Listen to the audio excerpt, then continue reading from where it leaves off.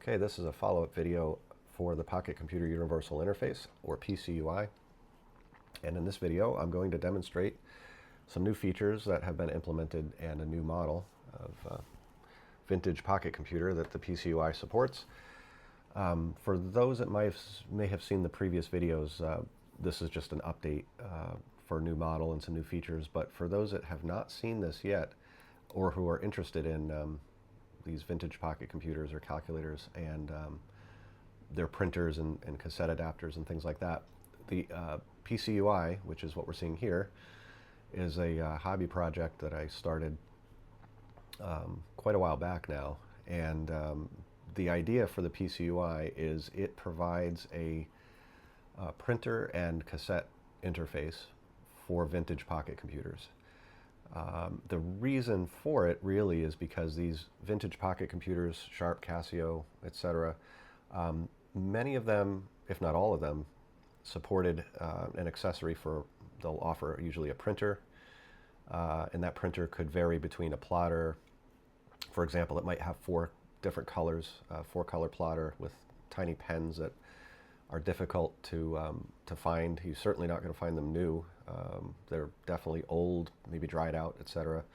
They can be refilled. Those printers can be repaired. Oftentimes, there's other models of pocket computers that would have a spark printer that takes aluminum-coated paper, for example. Again, difficult to find these days. So if you can find the printer, great. They're oftentimes very expensive. They may need repair, etc.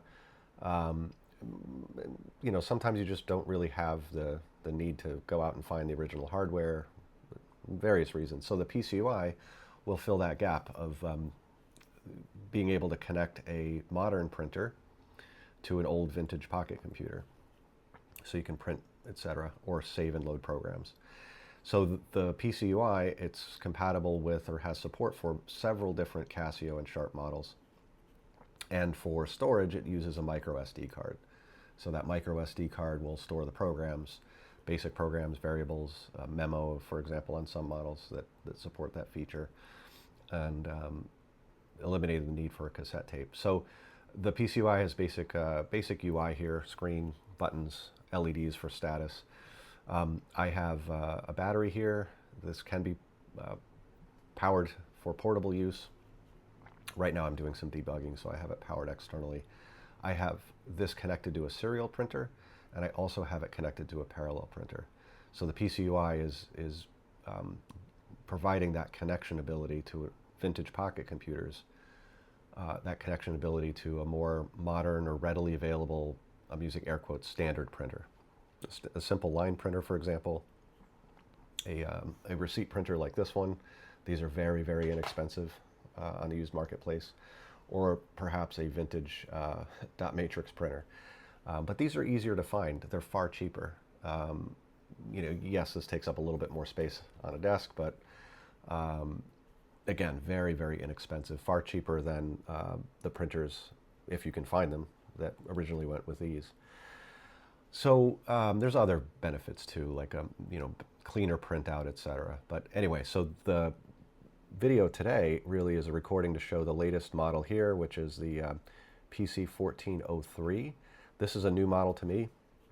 A friend of mine has the EL-5500, so just out of curiosity, with all the different models that I've already added support for, I figured I would try that particular model, and I'll get into more of the background of these toward the end. But I picked this up, got a pretty good bargain, used. It's in great shape. This is a 32K model, the 1403, and it has the standard 11-pin connector that we see on many of these Sharp pocket computers. Now, I'll get into more of the troubles I had with some of the technical challenges I've had with this model. Getting this to work was quite a challenge. So anyhow, let's do a quick demo of what the Pocket Computer Universal Interface is and does, the PCUI for short, and let's see it in action. So I've selected the PC-1401. That's this family of this series of pocket computer that I have it connected to, and I'm going to turn on the printer support here. And so Now it's in printer mode. So the PCUI is going to listen for printer commands from the Pocket computer. It will then direct those that output to the appropriate printer that I have selected in the menu. So in this case, I have it selected as a serial printer output, and it's going to go to this receipt printer. And these thermal receipt printers, I know I've said this many times, very inexpensive. The paper is inexpensive. These things are built like tanks. They are very reliable, very fast. Again, you can get them used very, very inexpensively. And you can see that I have this connected through a standard serial cable to the PCUI. Okay, so we have printer mode enabled. I'm going to go to the Pocket computer here, and if you notice here, I have it in basic mode, in the run mode. And with this particular line of Pocket computer from Sharp, if you hit the Shift key and Enter, you can just probably barely see that, but that's a print or no print. So Shift Enter, and it will turn on the printer echo. Now, if there's no printer connected, the handshake doesn't work. This will not turn on. So if you don't have a printer connected, you could press Shift Enter and nothing will happen. But seeing that light turn on, or that not light, the LCD indicator for the print, means that the PCUI recognized that signaling and acknowledged it. So the Sharp now knows that there's a printer connected. And so, for example, I can do some calculations. I will just do something very simple. So I'll just add two numbers together. Press the wrong key there. Let's back up. We'll delete that. I'm used to another model where the equals key, but anyway, enter. Enter is what finishes a calculation there. All right, so I got that number there, divide by 3. And you can probably hear the printer in the background here. Let me divide that again by 2. And then what I'm going to do is pan over to the printer, and we can see that on the thermal printer here, on the receipt printer, we have the calculation as it appeared on the screen. I'll just do a little bit of a form feed here. And you can see each of the calculations. Now this output looks very similar to the output that would have occurred on the built-in printer that came with this particular model. So again, you can see we're printing correctly, and the output looks to be what we'd expect to see. And one of the features that's on this version of software, firmware for the PCUI, is I actually enabled I created a menu in the printer setup here on the PCUI so that you can increase the font size. By default, the font on this is the same size, roughly, as the original Pocket computer printers. They're also thermal, but this thermal printer technology is obviously a lot cleaner, a lot more higher resolution, so it clearly looks better than the original. But what I did is I had a menu setting that makes the font a little bit bigger, so we could use more width of the paper. Because this particular model will only output a certain number of characters, and it hard codes a carriage return. So even though there are more columns on this printer than the original one, it will just only utilize like a third of the page. So making the font bigger is a kind of a nicer way to fill more of the paper, and it's easier to read. So clearly we could see the print working in the print echo feature. I'm also going to cut this particular page off, and you notice I added another feature here to cut the paper. The thermal printers have a built-in, these receipt printers have a built-in paper cutter, so you can go ahead and push that button anytime on the PCUI and it'll just cut the paper. So let's demonstrate another program that I oftentimes write for these, which is the banner program. I've written one for pretty much all of the models I have. It just helps me learn the basic dialect on each of these and how the printer works and that kind of thing. So I'm going to go ahead, I have that loaded. I'm going to go ahead and type run, and it's going to ask me for the text that I want to print as a banner. So in this demo, I'll just say, we'll do PCUI, we'll press enter, and it will print using a series of X's and spaces. It will print the letters P, C, U, and I. And one of the other features on this particular board revision is some status LEDs. So when we're communicating or receiving data to and from the calculator, RS-232, parallel, those LEDs will light up just to give us a clue that something's happening. And you can see the printout on the banner is similar to what you've probably seen in my other videos or pictures of the various other models. So it is working as one would expect. Now, interestingly, the speed on this is purposely slowed down a little bit. I say that because I ran into some technical challenge with this series here that I didn't run into before. I'll explain that in a little bit. So it's printing roughly the same speed, maybe a little bit faster than the original printer. So it's not too bad. So that is the printout of the banner. And I can press the cut button there, and we have a banner output. Again, far cheaper to use this printer than it is to use the original ones for these. So let me talk a little bit about some of the other features of the PCUI. So the printer support's there. I'm going to go ahead and turn off the printer support. Let's talk about loading and saving programs. So on the previous versions of the PCUI firmware, they all supported loading and saving programs and data, variables, etc. And this does the same thing. So the cassette mechanism here to save, for example, I can type C save, and since I have the banner program loaded, I could type banner, and that's the file name. And if I press enter, we can hear the built-in buzzer here. This series has the tape output. You can hear it in the Pocket computer. And you can see on the PCUI, the calculator receive light is flickering with each of the nibbles that are coming in to form the bytes that we save to the SD card. And once it's done sending, we write that entire buffer out to the SD card and then display the file name we just saved, which is banner, and that was saved to the SD card. So we can easily load a program now from the SD card into the Pocket computer, and that would just be the reverse. So we just type cload. I could type the file name, but why bother? We don't need to verify the file name there, so I'm just going to type it without. This is now waiting for the program, so I'm going to go to the PCUI. I'm going to choose send program, and I will choose the banner here. And the PCUI is sending the banner. The noise you're hearing, again, it's the buzzer that's built into the PC-1403, the Pocket computer. But the tones are actually being generated by the PCUI. So it's reading the data off the SD card, it's encoding it in the Sharp format. We could see the file header was read correctly. We have that here, indicated by the star. And it is loaded. And so we can then list the program. I gotta change to program mode, list. And we have the banner program. And one of the other features of these Sharps is you could type list. Let me turn the printer output on. And it will dump the program to the printer. Let's see if that works. I haven't done that before on this model.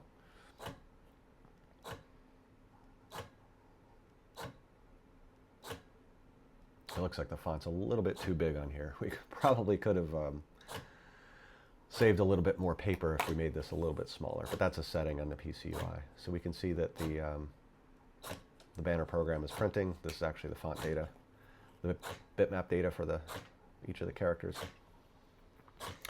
I'm going to go ahead and let that print in the background.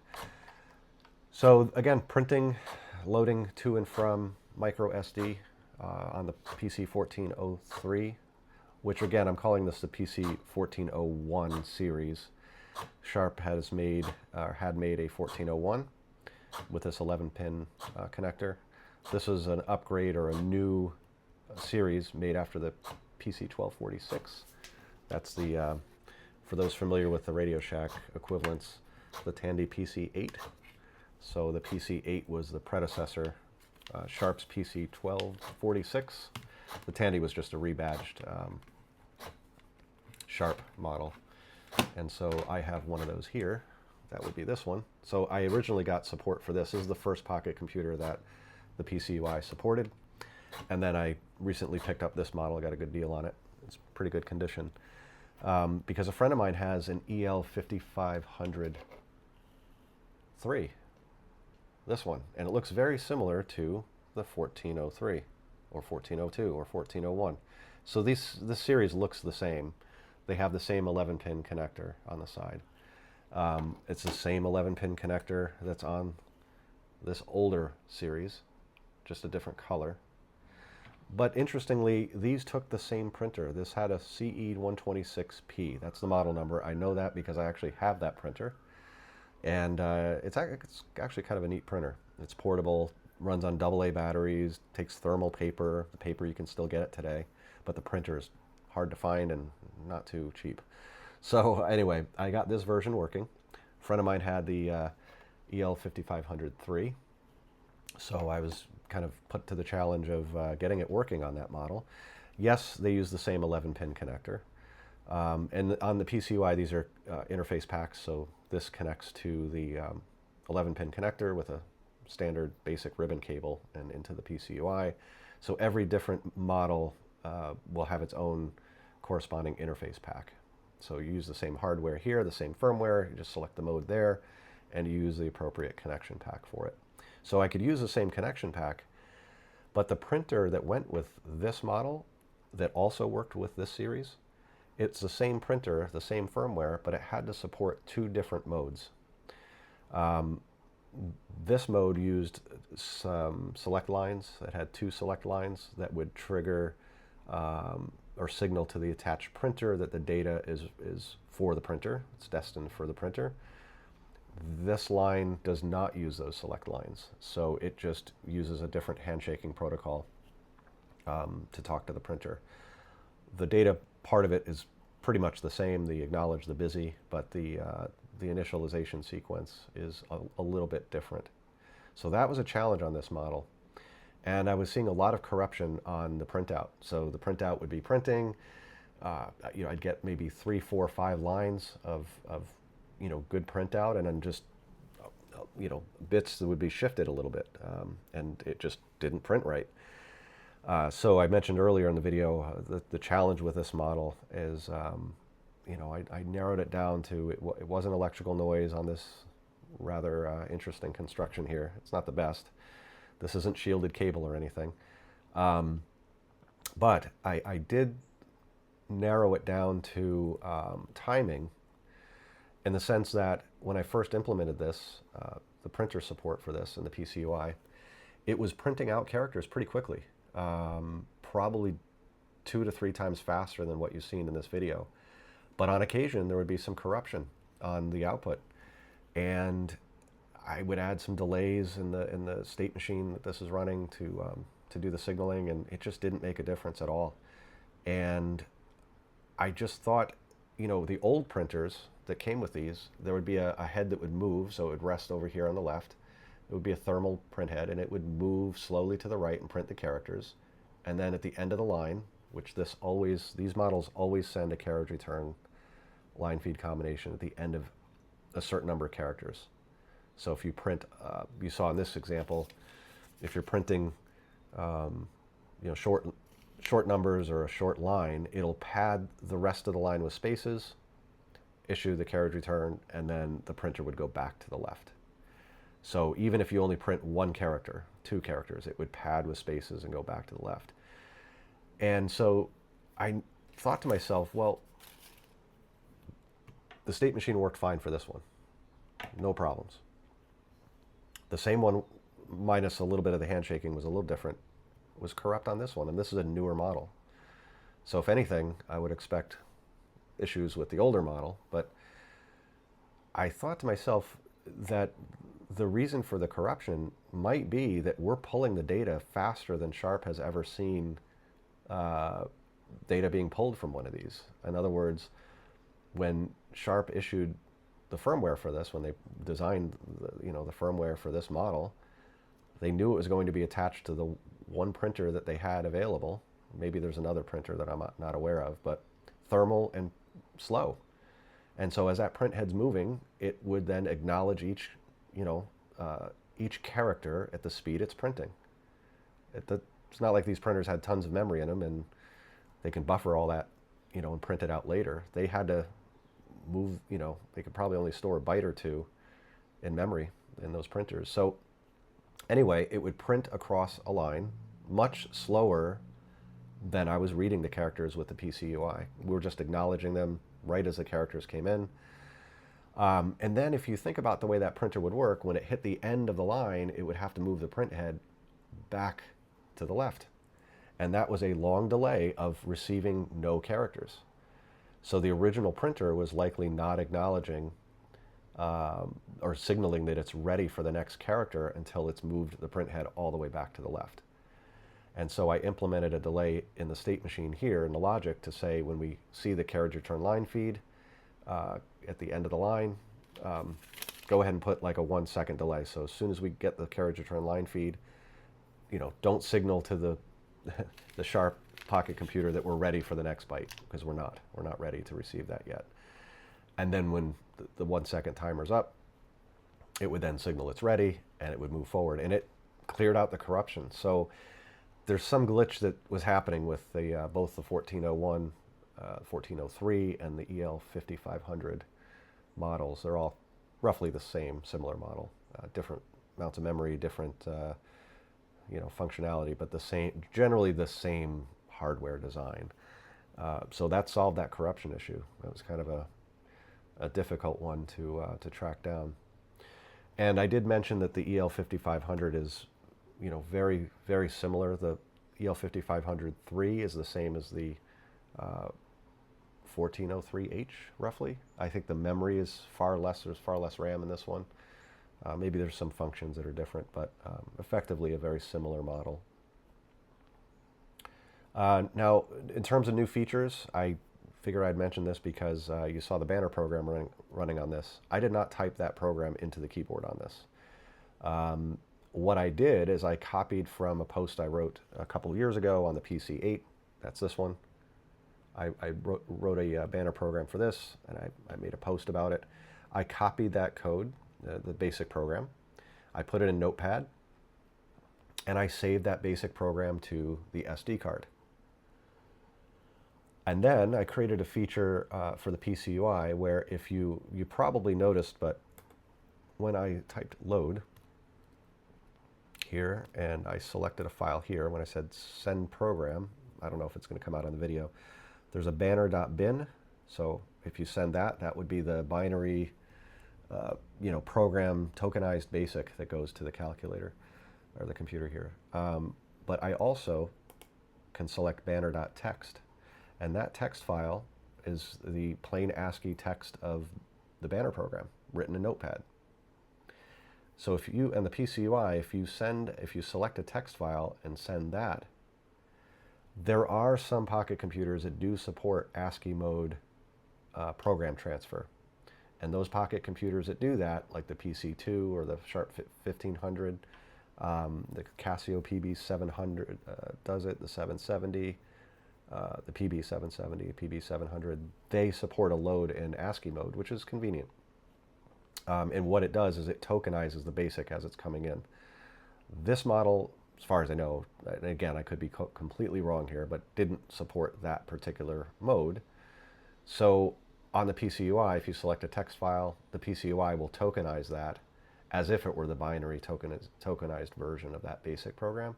It'll do that on the fly and then send it to the pocket computer tokenized as if it wasn't even a text file, that it was saved in a binary format. So that's really convenient for editing programs on your Windows PC or Mac. That's why I have this plugged into USB. When you do that, the micro SD card shows up as I added support to pass that through as a removable drive. So you could write your programs on your desktop, laptop, etc., whatever you're using, save it, and then immediately load it into the pocket computer without having to type it in here or use any conversion process. It's separate. So this has built-in tokenization support. I'll probably add that for the Casio models as well. And again, that's really useful for these pocket computers that don't support loading an ASCII file. So, and one interesting aspect of this one is it does not support saving variables, the variable contents from the keyboard, only from a program. So if you write a program that will save the variables, this will store that as well. Or if in a program you want to load variables, you can do that, and this can send those back as well. So it does support that. And that is, that's kind of the new features in terms of software, some of the new features added to the PCUI. And I did mention the LEDs were added on this model.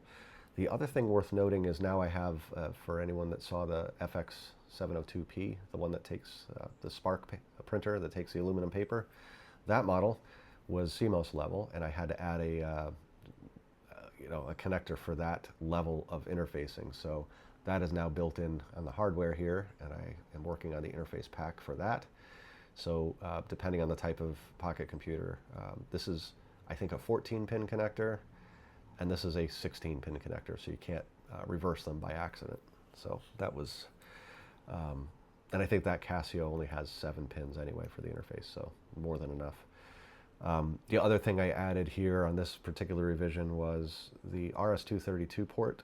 I often will connect this to a PC for debugging, just to see what printout I'm getting.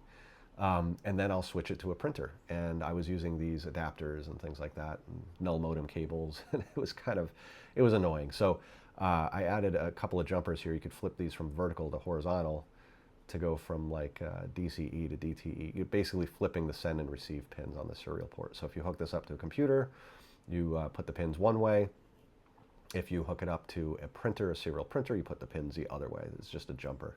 So that's a new feature on this particular version of the PCUI. And I'm going to go get the original printer that went with this, and let's take a look at that. All right, I have the printer that I was referring to earlier in the video, the Sharp CE-126P. This is a thermal printer, and you can see it's relatively small. I mean, it's intended to be portable, so it doesn't take up too much space. This takes 4 AA batteries, so no rechargeable pack, NiCad pack or anything like that to have to worry about. It came with a nice carry case also, like a cover that you put the printer in, and this is the cover that covers this terminal connector there. So this is how the original printer that was offered for this series, as well as the PC-8, that 1246 equivalent, the other smaller, earlier Sharp series. It used the same 11-pin connector. This 126P, the CE-126P, the printer, is compatible with both the older style Sharp units and these newer ones. So the firmware in here has, or hardware, has support for both. And this is how Sharp would connect these originally. They would have the same type of connector here. This is a much more solid connection than the one I built. I don't have a supplier. I haven't found anybody that makes these. These are probably custom manufactured for Sharp. So anyway, these will have to do for today's parts availability. So this is a much more solid connection. And what I've done is I've turned on the printer. We're not going to use the remote option. This is the form feed. So we do have paper loaded in here. You could still find this paper today. It's fairly inexpensive. It's thermal paper, so there's no ink cartridges or ribbons or anything like that, just like with these receipt printers. So believe it or not, they had thermal printer technology back in the 80s when these were in use or widely available. So I've enabled the print mode by Shift Enter. We do have the print icon there, so I could type in, like, say, 5 times 5. Let's see if this actually prints.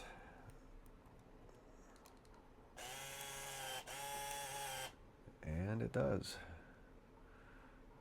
And if I divide by 3, and you can see what I was referring to earlier. Let me press the form feed. The drive for these, the only way to do a form feed, or the roller here is kind of connected to the print head in such a way that one full movement to the right and back, that backward movement advances the paper one line. So Sharp only needed one motor to get that to work. So if you see when I press the form feed, it has to move the head to the right and then to the left to get the form feed to come up. And you can see the printer output here. Again, 25 divided by 3. It fills the rest with spaces. The printer head moves all the way to the right and then returns to the left, prints a few spaces, and then this is right justified. So very similar format to what we're showing on our thermal printer, the modern equivalent. And you can already see the delay that I was talking about earlier to do one full line. You know, it's, I don't have a stopwatch, but it's about a second. That's an eternity to, you know, something like this for bus timing. So thinking about how the original printer worked, there's this long delay between the last character for the line and the print head going back and the printer signaling that it's ready for the next character. So that was the fix, to intentionally, in this hardware software design, intentionally put a delay in there so it simulated the timing with the delay of each line printed. So this is the original Sharp CE-126P. And this is why I say the Pocket Computer Universal Interface. Again, it's intended to replace something like this because these are not easy to find and they're not cheap. So who knows how much longer these would be available for. And again, they're not really a bargain. So that's it for updates on the PCUI, and next video will probably be the PB700, which I don't know the order in which these are going to get released, but that support is working as well, and then maybe perhaps some other models in the future. Thanks for watching.